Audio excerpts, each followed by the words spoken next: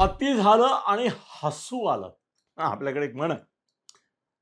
अ, तुकाराम मुंडेंच्या बाबतीत असं झालंय, की अति झालं आणि रडू आलं. महाराष्ट्रामध्ये सध्या कायद्यापेक्षा कायद्याच्या काय म्हणूया त्याला, कायद्याच्या दुरुपयोगाचं भय पसरलेलं आहे.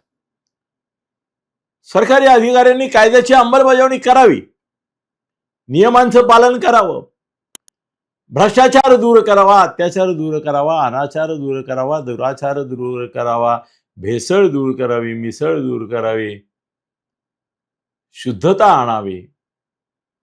सरकारी यंत्रणा बेशुद्ध असतील तर त्यांना जागं करावं.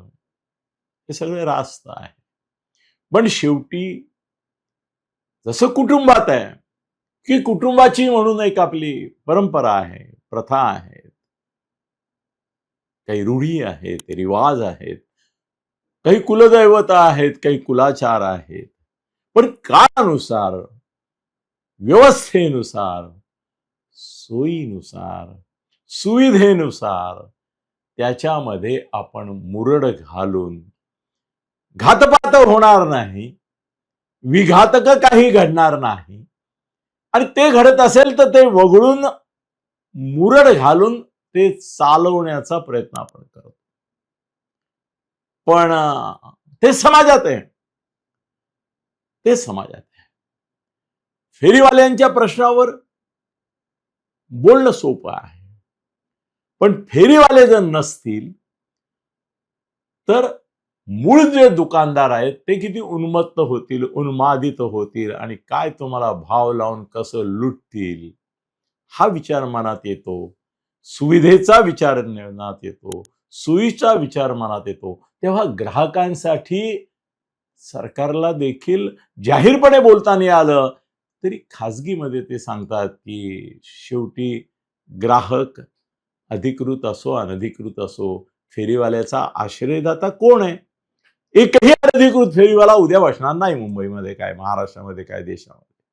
जर ग्राहकांनी आचारसंहिता लागू केली की त्याचं सर्टिफिकेट बाजूला असेल अधिकृत फेरीवाल्याचं तरच मी घेणार, नाही तर नाही घेणार. नाही ना तसं.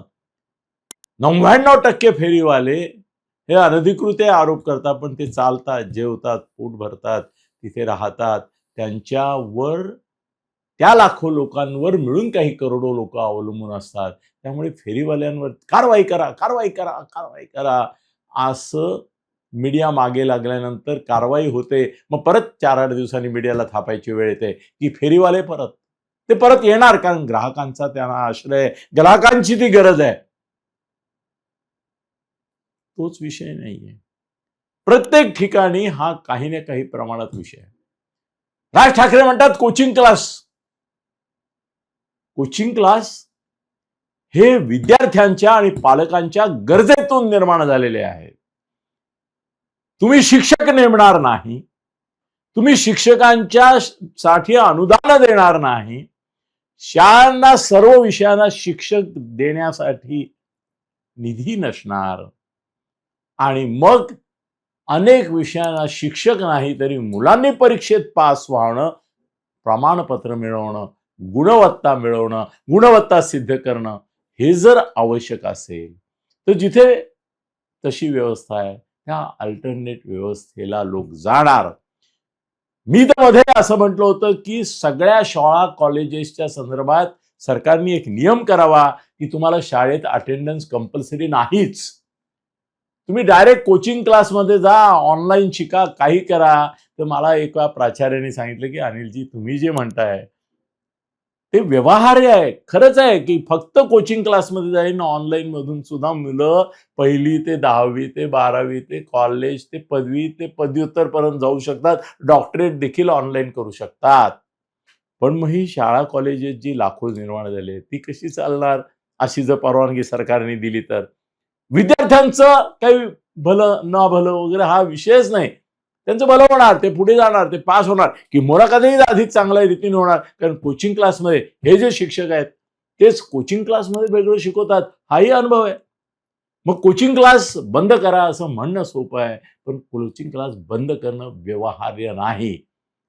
राज ठाकरे आणि उद्धव ठाकरे यांच्या मुलांनी देखील इंग्लिश मीडियममध्ये शाळा गेले याच्यापुरतं आपण चर्चा करतो, पण ते कोचिंग क्लासमध्ये जात होते हे व्यावहारिक सत्य कोणाला माहिती आहे? आज राज ठाकरे बोलतात कोचिंग क्लासचं काय?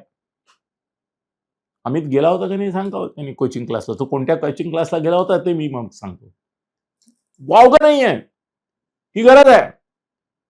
आज तुम्ही प्रत्येक बाबतीमध्ये ही गोष्ट आहे की काही गोष्टी तुम्हाला अटळ असतात. आज तुम्ही कितीतरी कुटुंब बाईकवरून पुरं कुटुंब 2 मुलं आईबाप जाताना दिसतात. तुम्ही त्यांना काय सांगणार? हे बाईकवर अलाउड नाहीये, हे कायदेशीर नाहीये, मारुती घ्या, होंडा घ्या, हे घ्या. परवडणार आहे का त्यांना?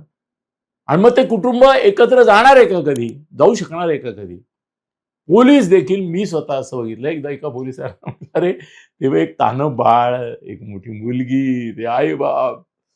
सर तुम्ही मला सांगा, आता त्यांना समजा कुठेतरी जायचं असेल तर ते काय कार करून जाणार का टॅक्सी करून जाणार? त्यांना परवडणार आहे का? आम्ही म्हणतो बाबा हेल्मेट घाला, हेच एवढं केलं तरी खूप झालं. तुम्हाला रस्त्याने कुठली बाईक दिसते का 2 मुलांनी किंवा ह्यानी बसलेली? 3 मुलं सर्रासच असतात, पण ते टॉलरेट करता. हेच माझं म्हणणं असं की अन्न आणि औषध प्रशासनाच्या संदर्भामध्ये सुद्धा घातक रसायनं वापरायत, फाशी द्या. विषारी पदार्थ वापरतायत, फाशी द्या. कशाला 10 वर्षाची शिक्षा देताय? कशाला 5 लाख रुपये दंड करताय? डायरेक्ट फाशीची शिक्षा ठेवा. अशा तऱ्हेच्या घातक रसायनांच्या होत असेल. पण झुरळ सापडलं म्हणून तुमच्या घरात नाही का झुरळ? मला तर असं वाटतं एकदा FDA वाल्यांनी मुंड्यांच्याच घरावर छापा घातला पाहिजे त्यांच्या अधिकाऱ्यांनी, आणि घरामध्ये एक झुरळ सापडलं तरी हे घर राहण्यालायक नाही आणि हे स्वयंपाकघर वापरण्यालायक नाही म्हणून त्यांना बाहेर काढावं. 5 स्टार हॉटेलमध्ये पण झुरळ असतात. झुरळ, कॉक्रोच पार्टी आता आली, पण कॉक्रोचची पार्टी शतकानुशतकं चालू आहे. पूर्वी तर आमच्या घरामध्ये पाल, झुरळ, विंचू, त्यानंतर हे डास, मच्छर, मुंग्या कॉमन आमच्या पार्ट ऑफ आवर लाईफ होते. आणि आत्ताचे पाल म्हणून असे किंचाळे वगैरे मारणारा आमचा जमाना नव्हता. पाल आहे, ती आहे वरती किडे खातीये, ती पण किडे खातीये, तिच्यामुळे काही किडे कमी होत आहेत असलं काहीतरी. आमची आई सांगतं मारू नको. मी म्हणायचो मी मारून टाकतो. नाही मारू नको, किडे खाते वरती, ती काय आपल्याला त्रास देते का? बरोबर आहे. We use to tolerate. आता तर आमच्या वेळेला, माझ्या लहानपणी मला आठवत आहे, मी आता 77 वर्षाचा आहे, म्हणजे किती मागची गोष्ट सांगतोय. साप दिसला की पोरं मारायचेच, किंवा साप मारणं हे कॉमन होतं. हे सगळं प्राणीमित्र, हे सारखं सर्पमित्र, हे सारखं साप मारायचा नाही, हे सगळे आता गेल्या 30 वर्षातले कन्सेप्ट आहेत. त्याच्या आधी साप दिसला की मारायचा. साप म्हणून धाकला नवरा म्हणून आपलं इथपर्यंत म्हण होती. धाकला साप आहे म्हणून सोडू नका. काही गोष्टी अपरिहार्य होत्या. त्याही वेळेला लोकांनाही माहिती होतं की हा उंदीर खातो, याचा सापाचा शेतकऱ्याला फायदा आहे म्हणून नागपंचमी करतो. पण नागपंचमी केली की दुसऱ्या दिवशी साप दिसला, घरात निघाला साप आणि मारला नाही, असं होत नव्हतं. फूड अँड ड्रग ऍडमिनिस्ट्रेशन बाबत मुंडे जे काय करतायत तो अतिरेक आहे. ते जे काय पसरवत आहेत तर कायद्याचा दरारा आणि धाक नसून ती दहशत आहे. ते जे काय करतायत त्याच्यामध्ये व्यवहार्यता नाही. फडणवीसांनी काय हेतूनी त्यांना एफडीवर आणलं, त्याला खरं म्हणजे मला अजूनही डाऊट आहे. आमचा हा भटजी आहे ना, ब्राह्मण म्हणजे कोबरा, सूड, डंख, डूक ठेवणं हे त्याचं वैशिष्ट्य असतं. मला अजूनही असं वाटतं की त्यांना माहिती होतं की मुंडे काय करू शकतात एफडीए सारख्या ठिकाणी गेल्यानंतर, आणि कुणातरी मोठ्या कंपनीचा सूड त्यांना उगवायचा होता. त्या कंपनीकडे मुंडे गेले असणार आपल्याला लक्षात येते, कारण मोठमोठ्या कंपन्याही आता नावाला येत आहेत. म्हणजे टपरीवाल्याला ते पकडतायत, तसं ब्रँडेड मोठे मल्टीनॅशनलला पण ते धरून धोपटतायत.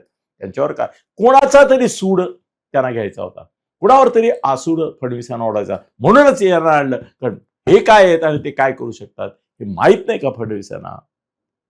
इतक्या सेन्सिटिव्ह ठिकाणी त्यांनी आणलं.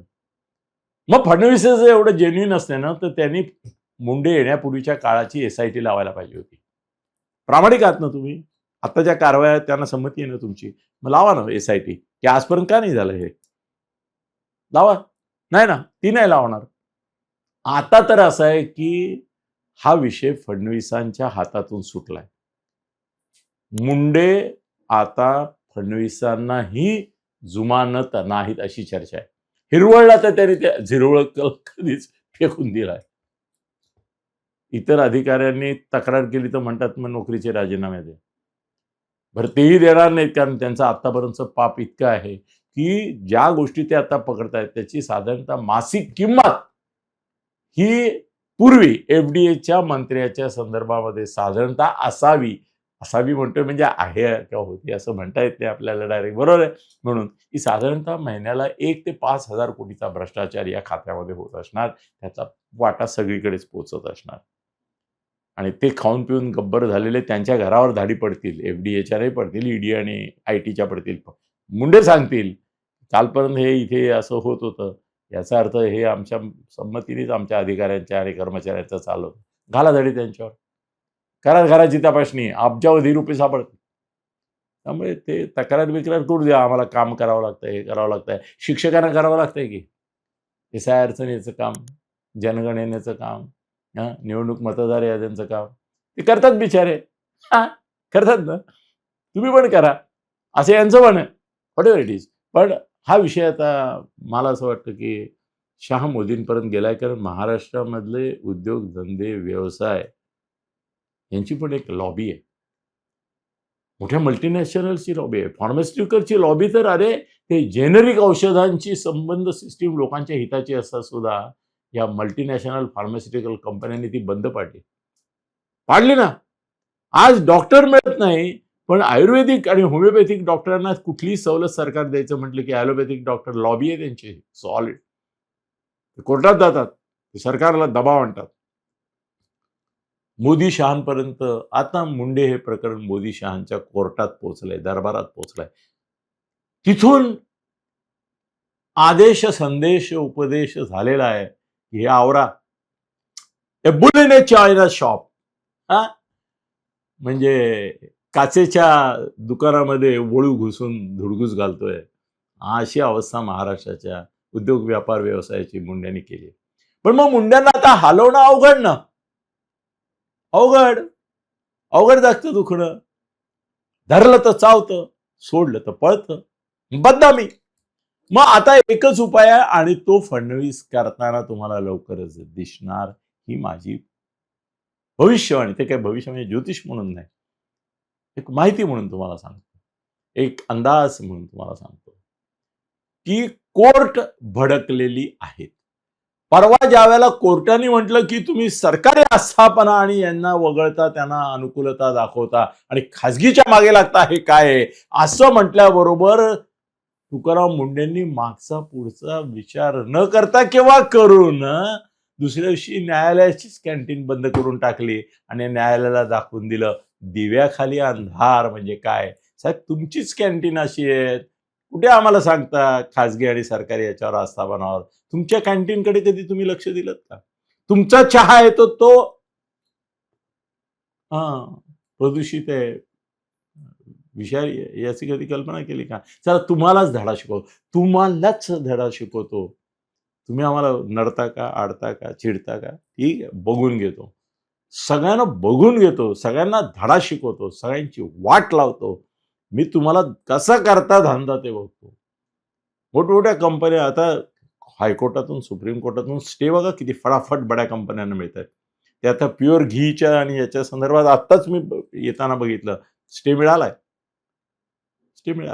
आता फडणवीसांना वरतून निश्चितपणे सांगितलं गेलेलं असणार की तुम्ही बदललं तर बदनाम व्हाल, पण हायकोर्टाच्या किंवा सुप्रीम कोर्टाच्या एखाद्या आदेशाचा, निर्देशाचा, थेऱ्याचा, ताशेऱ्याचा वापर करून आम्ही हायकोर्टाचा आदेश प्रमाण मानतो, संदेश प्रमाण मानतो. त्यांनी मारलेल्या शेऱ्यांमुळे अरे आम्हाला पाहिजे होते तुकाराम मुंडे, फार कठोर कारवाई करत होते, महाराष्ट्राचं भलं होत होतं, महाराष्ट्राचं शुद्धीकरण होत होतं. पण काय करू आता शेरी ताशेरी यांचे. त्यामुळे तात्पुरती त्यांची बदली आम्हाला करण्याशिवाय गत्यंतर नाही, असं करून मग पुन्हा त्यांना एकदा कुठेतरी विजनवासात, अज्ञातवासात, वनवासात पाठवण्याची प्रक्रिया होणार. आज काय, आज 6 का 7 ऑगस्ट आहे. गणपतीच्या सुमाराला जर FDA मध्ये ते असतील, ते आगामी गणेशोत्सवामध्ये हाहाकार उडेल. त्याच्या आत माझ्या कल्पनेनुसार तुकाराम मुंढेंची बदली झालेली असणार आणि त्याला दाखवलेलं कारण शेरे ताशेरे कोर्टाचे, हायकोर्टाचे, सुप्रीम कोर्टाचे हेच असणार. फडणवीसांना त्याशिवाय पर्याय नाही. धन्यवाद.